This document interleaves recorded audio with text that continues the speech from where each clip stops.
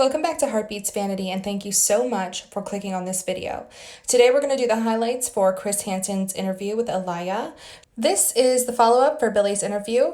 This is Billy's best friend and was very present during the times where Billy was around Onision and Kai, also known as Taylor, also known as Cool Guy Kai and or Ladybot.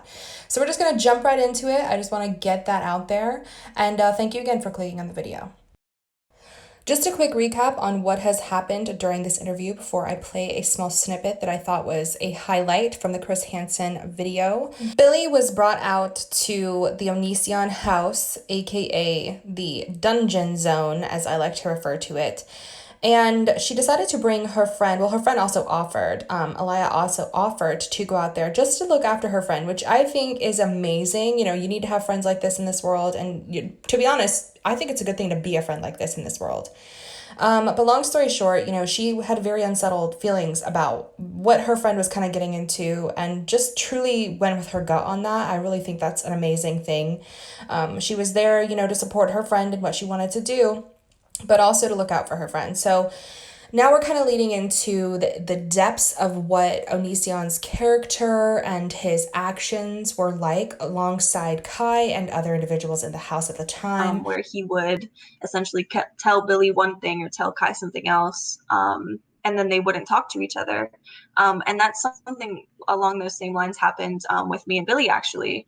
I would have a conversation with Greg while he was editing videos or something, and then later on I would talk to Billy and she would be like, "Oh, Greg said that you said this," and I was like, "No, it was actually, along the same lines, but he has changed my wording so it comes off different." So that happened. He intentionally tried to miscommunicate, to sort of switch to his essentially the narrative that he wanted.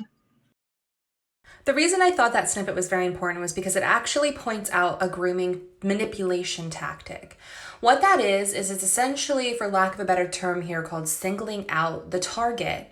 So what the said groomer or said, person will do is they will start to try to isolate their new target. They'll try to start fights. They'll try to manipulate the relationship that they feel is protecting that said target in that situation. Regardless of the individual being underage or overage, it is still a very damaging and severe manipulation tactic that I do believe, in my opinion, Greg likes to use a lot, from seeing some of the things that people have talked about and from seeing him just interact online in general.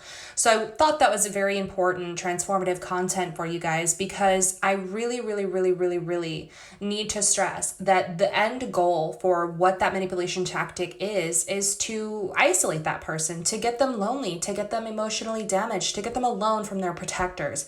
That's a dangerous spot to be in. And the fact that he knew to do that was very sick. Very sick, in my opinion. That was just very sick. He knew to start drama. Do you think, looking back, that he was, and Kai was, trying to break Billy down, break Sarah down, to a certain extent break you down so they could control you in what sounds like a cult-like environment? Absolutely, yeah.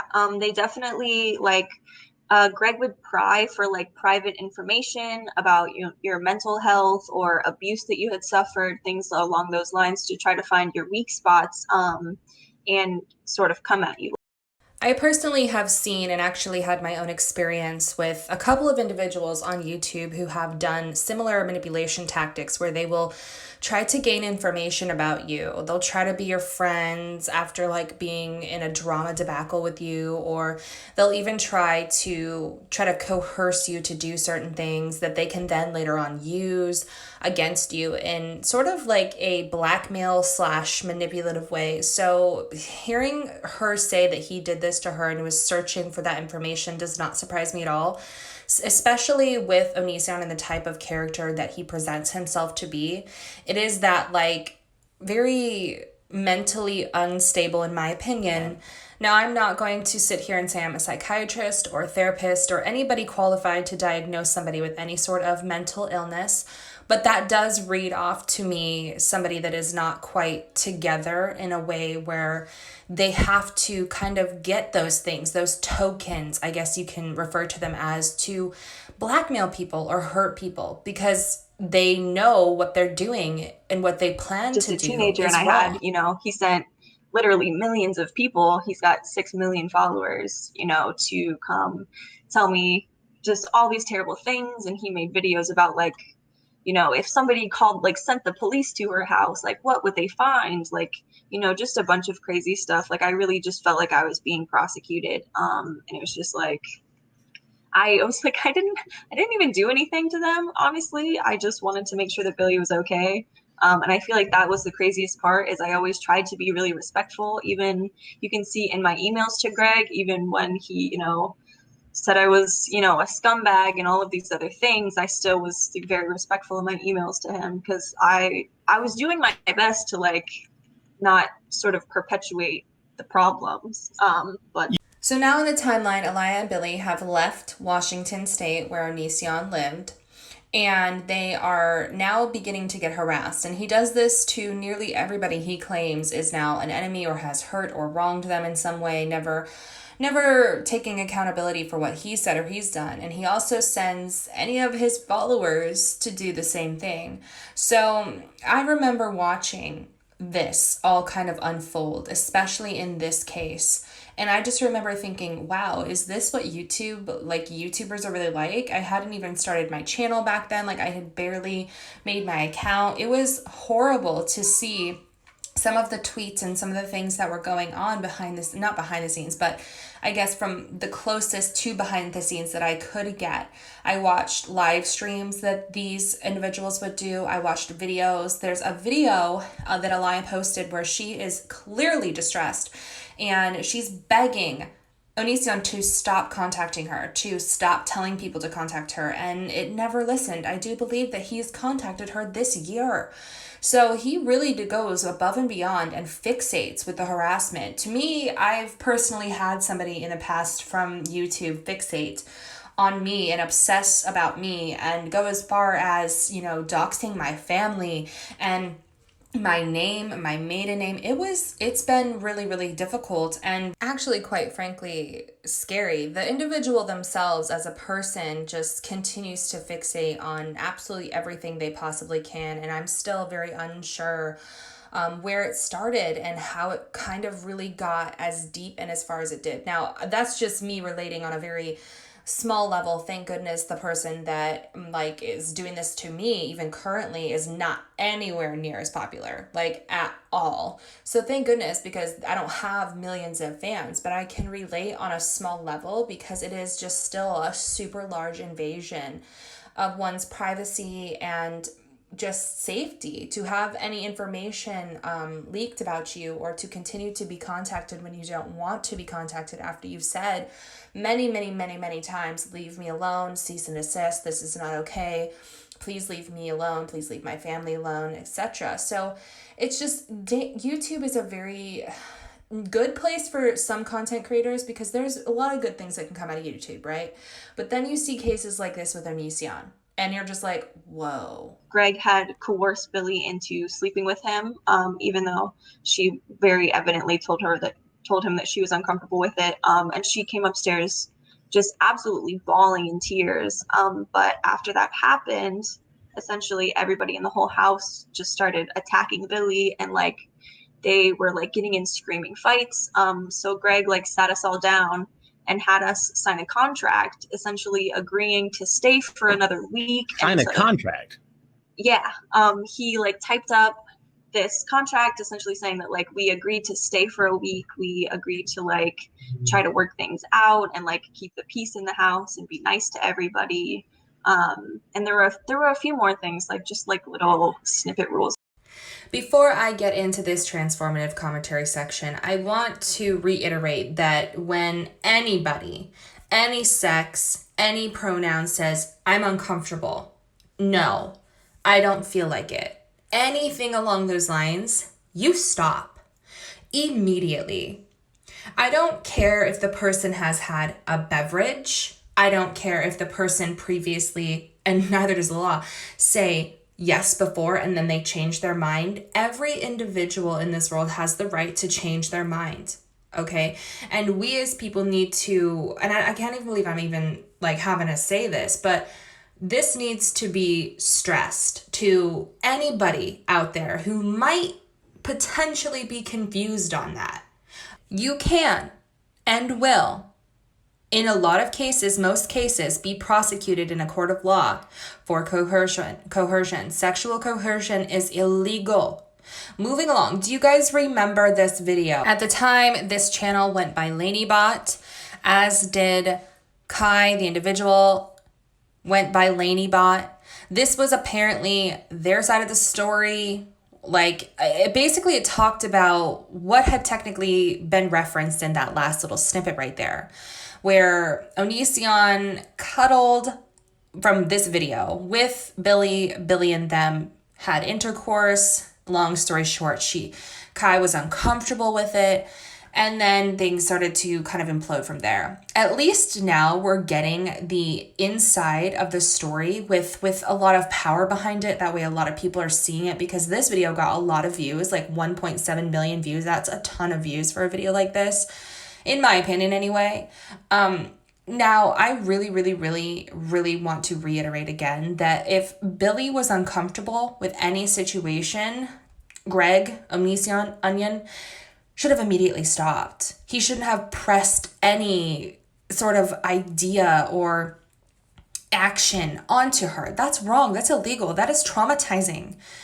It is so disgusting to see the pain that he has so nonchalantly, and I say that and I'm disgusted saying that, nonchalantly put upon other individuals because of his male desires. It's revolting. I get sick to my stomach thinking, what the flip happened to this individual's brain to make them think that they can get away with this, and for so long has. I'm glad that this is really coming to light in this way, because a day of reckoning is coming. After we left, because my own mother is a foster mother, and I was like, hey, I know that these people say that they're trying to take care of you, but like, if you want a real foster home, like, we have already been checked out by the state, like they're registered like in the system to be foster parents. Like, if you need somewhere to go, like there is a place for you. Like, if you can't go home and you don't feel safe there, like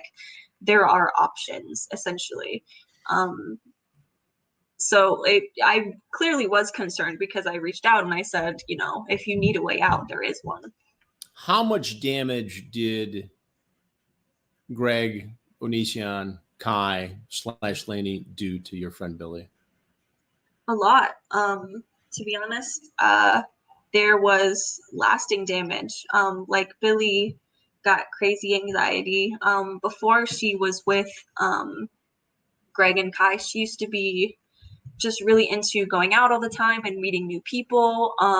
And she was like very energetic. And after that, she became very, very isolated, because in their relationship, One thing I really did like about what Chris Hansen had to say was that there's like a strength in each of these girls that, is really pulling together as really a community, and essentially, but they're also paving the way and warning other individuals about behavior from Onision, which I think is very important, especially seeing as YouTube doesn't do anything about it. What I also want to say here is that, her best friend is telling us just there that she had changed, that this had changed her, as it has with every single person who has spoken out on the Chris Hansen interviews.